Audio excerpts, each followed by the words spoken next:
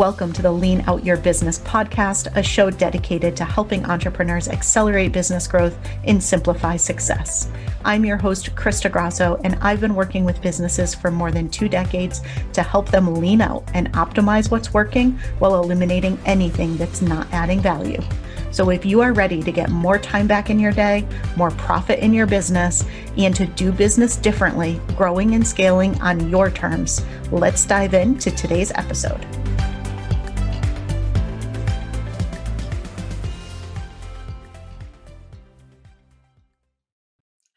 Hello, and welcome to another episode of the Lean Out Your Business podcast.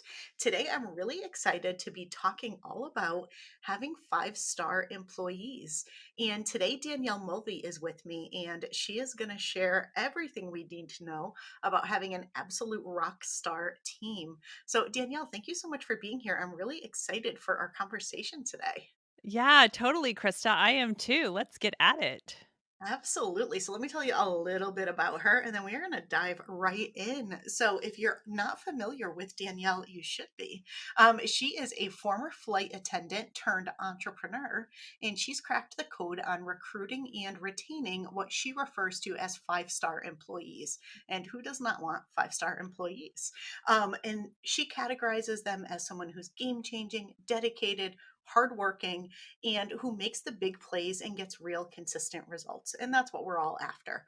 So, never one to settle for average. She has scaled her several companies to over 50 million in annual revenue while spending less than 10 hours each week overseeing their operations. So, I know you all are going to want to hear all about what she has to share. So, Danielle, let's start off with what is a 5-star employee and why is it so important to companies, and why is this what we're really after?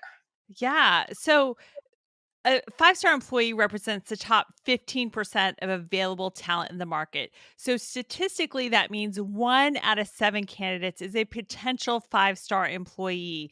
And they represent the best of the best. And anything less than 5-star is settling for average, ho hum, or maybe even worse. We've all had that. I think Me all too. of us. That's why Yeah. that's what's led me down this path.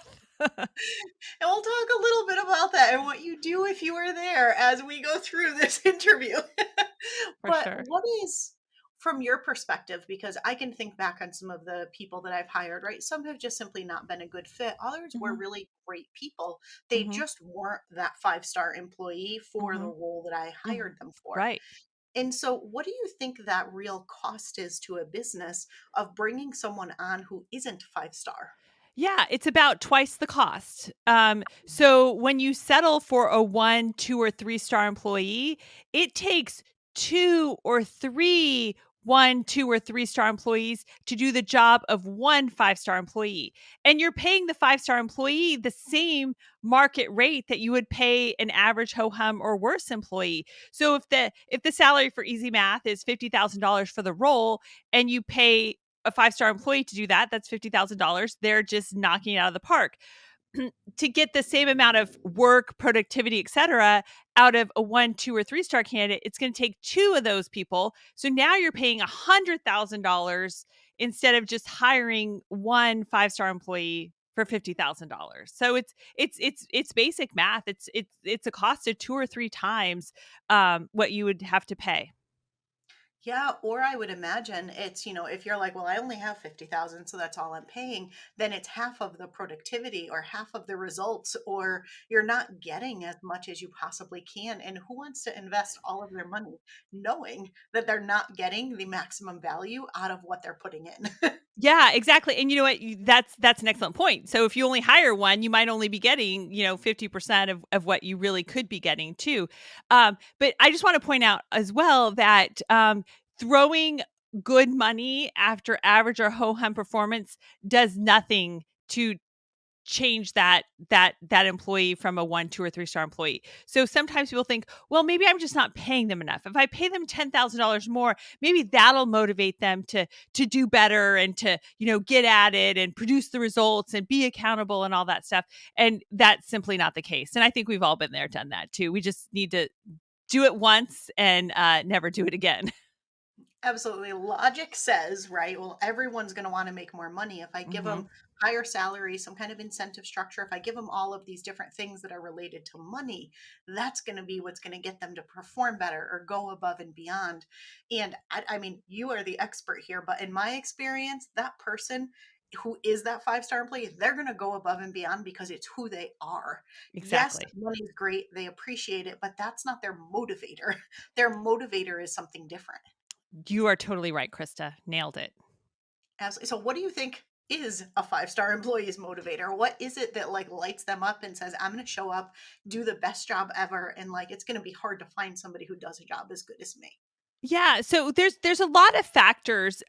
So our the 5-star rating system is an objective criteria for assessing 5-star talent. And so really quickly, the 5 criteria or the 5 stars is number 1, core value alignment. So it's really important that any employee in your organization is aligned with your core values. And when you get someone aligned with your core values, that's like almost replicating yourself. Like that's your DNA.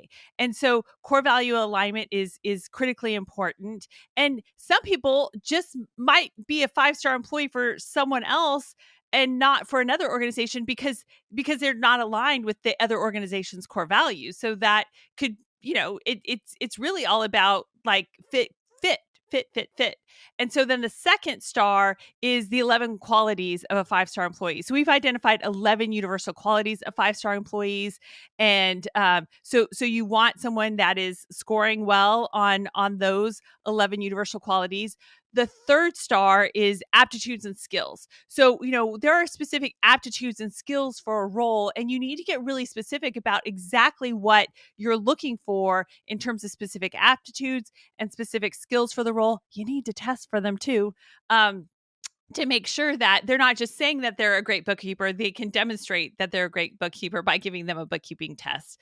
Then the fourth star is um, a return on payroll. So it's important that the individual is doing things in the organization that produces a 3x or 4x return on their payroll. So again, using easy math, if you're paying them a $50,000 a year salary, they should be contributing $150,000 towards the company's revenue. And then the final star is success metrics. It's really important that you've got 3 to 5 key responsibilities. Yes, you've got a formal job description that has everything that is required for the job and the tasks, et cetera. But you want to also get it down to 3 to 5 key responsibilities. And these key to 3 to 5 responsibilities are really also what drive revenue too in that whole 3x return. But with those 3 to 5 key responsibilities, you need to be objective about what success looks like in that role. Give it a metric, put a number, a dollar sign associated with what success looks like in the role. And a 5-star employee will be like, I got this. It's very clear the bar has been set, and a 5-star employee will say, I got this. I want to do it. But the best part about that aspect is it will repel the 1, 2, and 3-star employees who just want to collect a paycheck. Mm-hmm. Oh yeah, it's like, wait, you're going to measure me and hold me accountable for Yeah. something? What? Yeah. I think I'll go apply here instead. Like, have fun with that. See ya. Please go ahead. Go work for our competitor.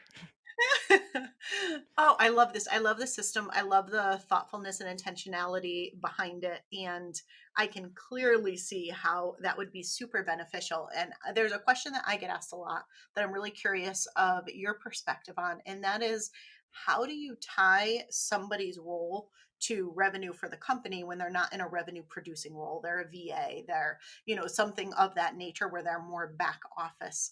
How do you recommend that people measure that? I have some things that I share, but I'm so curious to hear what you usually say. Yeah, that's a great question. So, a VA is removing friction, clearing the runway, clearing up the schedule for likely, a big revenue producer in the organization. So, like for me, I've got a chief of staff, and that chief of staff is, taking me away from doing the $25 an hour labor so that I can be doing the higher ticket items and my schedule is free because, I mean, I don't need to work 80 hours a week. Um, and people only have like a real good, like, prime time that they can be consistently showing up week after week after week in terms of number of hours worked. So it's helping that person, if let's just say my billable hours is my value is $500 per hour,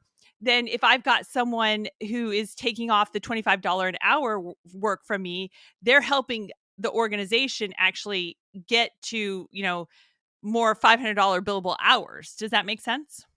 Completely and Yeah. entirely, and I agree, and that's great, and I'm so happy you shared that because a lot of times people say, "Oh, well, I can't bring somebody on right now because I need to make them money first, and they're not in a direct, like, sales role, revenue-related role, so therefore I can't actually hire."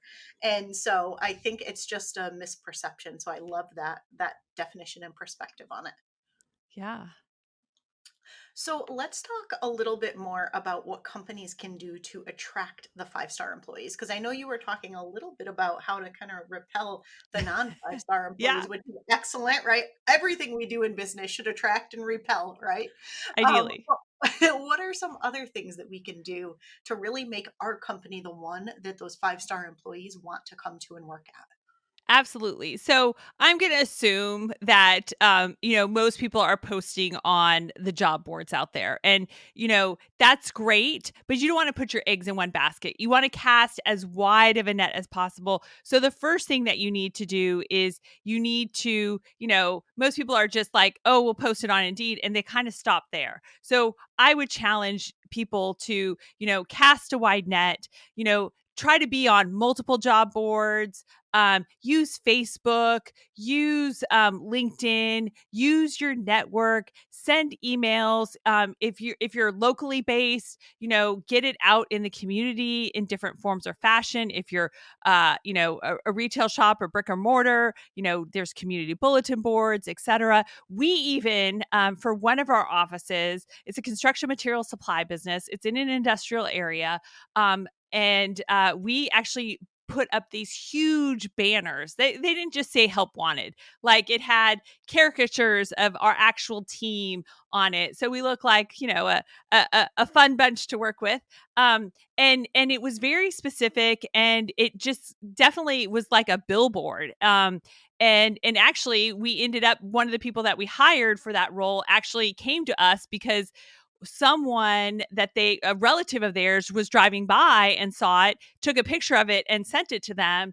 And that's how it came about. So, just be creative, cast as wide of net as possible. Because remember, if 1 out of 7 potential candidates is a five-star employee, you need to have at least, I would say, 21 candidates to have maybe 3 5-star candidates out of those 21 applicants.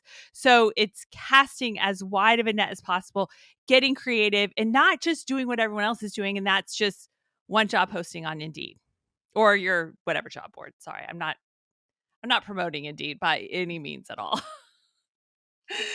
I know there was one that I used to love. I used to find amazing candidates. I'd post on it and it would, put the posting out to the world, to all the places. And then they closed during COVID and it made me so sad. Oh.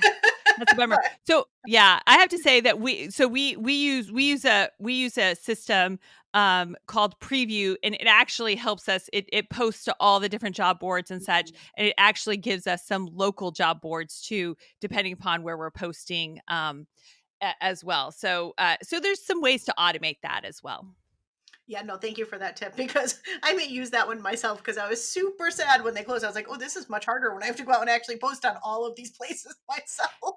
It's funny. I was just thinking the other day, I was like, okay, like, I mean, because I've been in this, I've been in business a long time, and it's just, like, whatever happened to Monster? Is Career Builder still around? Like, all these ones. And I was just thinking, I Oh, was like, yeah. oh, I wonder how much life is left in Indeed before the next one comes up. I have not thought of Monster or Career Builder in like years. That's so funny. I wonder if they are still out there. Sorry, guys, if you are, you might need to do some rebranding to bring your brand back. Totally. All right, so something else that we had talked about that I want to talk just a little bit more about because I think this is another mistake that's made, right? A lot of times when we hire people, we get really invested in the people that we hire and we want to Mhm, see them be successful. mhm. But if you do have somebody who's not a top performer, they're kind of a mediocre performer, how do you know if they have the potential or do they have the potential to be a five-star employee or not? And how much time do you invest in kind of trying to build and develop them before you just simply realize they're not your five-star person for that role? Yeah, so for sure. Now, the problem with most people's hiring is it's kind of ad hoc. Like maybe I googled some questions from the internet and for the interview and such, but you hadn't necessarily given really deep thought to exactly what you need. So using what we talked about earlier, the 5-star employee rating system really helps, and it's great to even use that on existing employees because then you can really see, where their potential is and where the opportunity is. And then if there's some things that are just like red flags or they just can't do, then it becomes subjectively clear that this person's not going to work. There's some things that can be coached, and then there's some things that can't be coached. Like for example, in the 11 qualities aspect of the 5-star employee rating system, there are two qualities that are coded red. And if someone, and those two qualities, I won't make this a mystery. Those two qualities are being limber and listening. And so, if someone is not limber, meaning they're not flexible, they're rigid, they can't change direction, they can't just go with the flow. There are people that say, "Oh, I'm sorry, no, I can't, or I won't." Then that's a red flag. Someone like that, you can't change that. So that would be a deal breaker. And then the other red quality is listening. And so if people aren't good listeners, it doesn't matter how many times you say it. They're just not going to get it. And most businesses, especially small businesses, need people that are really in tune listening and listening with all their senses. You're like really paying attention to everything. Your eyes can listen too, right? So true. And I know for me, like I'd say probably the number one reason why people don't work out in roles at Lean Out Method is lack of attention to detail. To me, it's critical. It's something I try to suss out in the interview. Of course, everyone says they have exceptional attention to detail Right. when they share things, when they do the sample assignment, everything looks amazing. But as they get into the role, I find over time, the wrong people, the attention to detail decreases. The right people, it maintains or even improves. And to me, that is a red flag. As soon as I start to see it slipping, I'm like, this isn't going to work. I know this from past Yeah. experience. And what's funny is like that could be an aptitude that you test for, and it sounds like you do skills testing and you're testing for that. But that can also be a real core value. You know Mhm. because I can tell that is like truly in your DNA. Like that is like 100% true 100% of the time with you. And Mhm. oftentimes companies say they've got this list of core values and they've been derived by the team. They're maybe aspirational and you don't hit them 100% of the time. So what I challenge is business owners to really, this is not a group exercise. You have to get real specific about what your true core values are, because that's the best way. Because we always say, "Oh, if only I could clone myself," and starting with the core values is one hack to cloning yourself. I love this. Brilliant. Absolutely brilliant. So tell us a little bit more about your work and what you do in the five-star, system and everything, and also where people can find more about you if they want to deep dive into this or work with you. Yeah. So, well, as you mentioned in the intro, my husband and I have several companies. We have a construction material supply business. We have got a podcast. I've got a preschool consulting business. We have a business that processes long-term care claims. Like the eggs are not in one basket.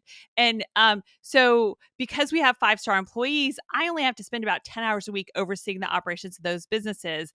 And I've I love the podcast and I love working with entrepreneurs. I'm the host of Profit First Nation, the official podcast for Profit First. And that book was written by Mike McAllowitz. And And so in working with entrepreneurs on their profitability, we discovered that what was killing businesses with 10 or more employees and $1 million or more in revenue was that payroll was killing their profitability. Their payroll expense was too high because they had too many 1, 2, and 3-star employees on their payroll. So we've collaborated, and I'm collaborating with him on his next book, which will come out in late 2023, called All In, and it will go deep into how to recruit, hire, and retain 5-star employees. And so right now, we have some programming previewing the content of the book, and people previewing the content of the book and implementing the 5-star employee rating system in their businesses could be potential case studies in the book. So that's what we've got going on right now. And our next intensive for that, because, all in is like literally going all in. So we go intense and help you just knock out the recruiting and retention assets that you need to attract and retain 5-star employees. And so we've got two intensives in 2022, one in September and one in October coming up. And you can find that at 5staremployees.com. That is brilliant. I love the idea of the intensive, and I love the name. I mean, he's so good with names of books. Did you help Yes. him with the All In? So good.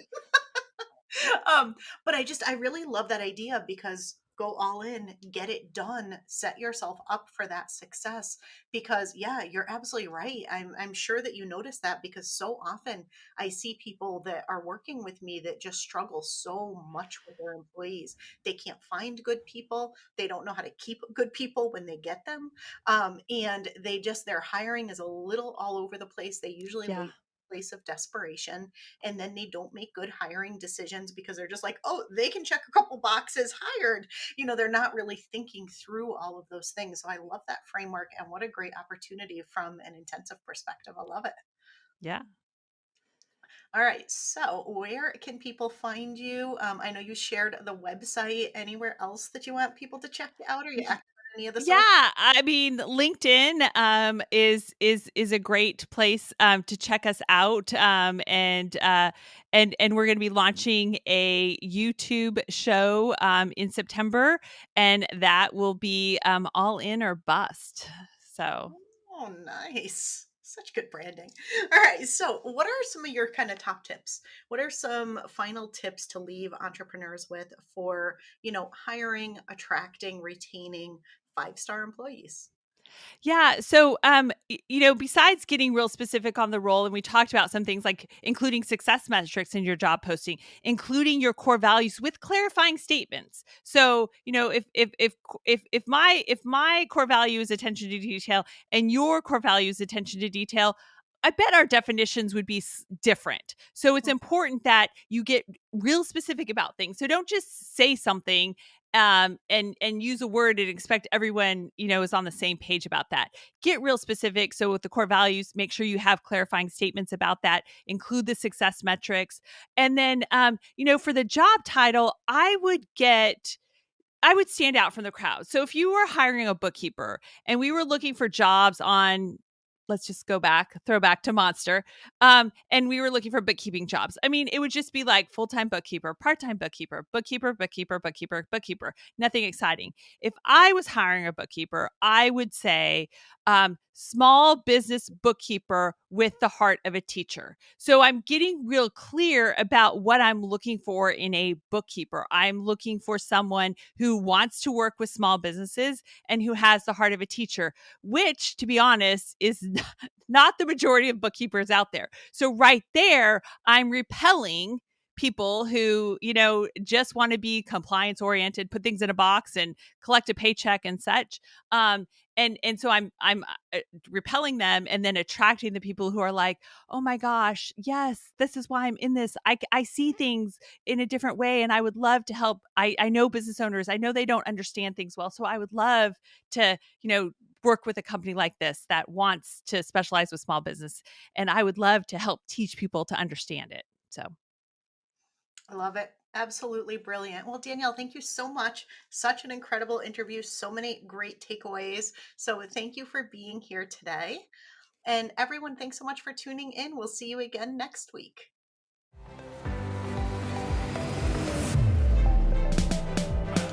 Thank you for joining me for another episode of the Lean Out Your Business podcast. I hope you got a lot of value and actionable insights from today's show and would love if you take a moment to leave us a review.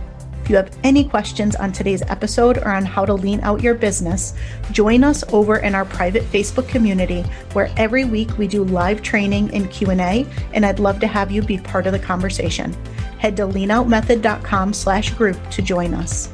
And before you go, be sure to subscribe to the show so you're the first to know when we release a new episode. We'll see you next week.